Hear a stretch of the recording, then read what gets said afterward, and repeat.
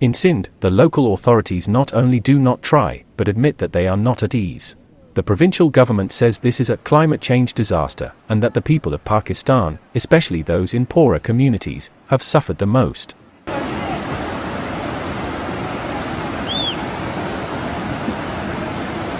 Decisions won't be quick. Acres of land are swamped and the water isn't receding fast enough for any restoration to take place here. People have little to do but wait for the rains to stop, wait for the water to subside, wait for more resources to be allocated to these communities.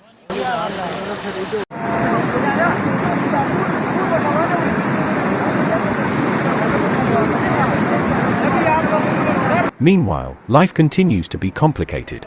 Hundreds of people settled on one of the central streets of the city of Sukkur. Many of them came from remote villages and were told that help was easier to get in urban areas. But there is not much difference here.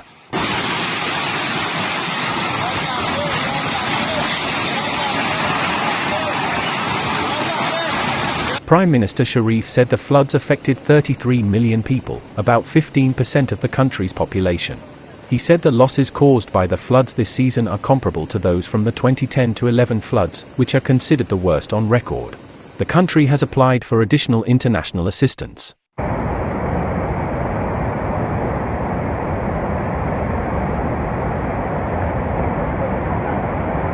Pakistan needs your help. Subscribe to the channel, comment on this video, tag your friends. Many people should know about the situation in Pakistan.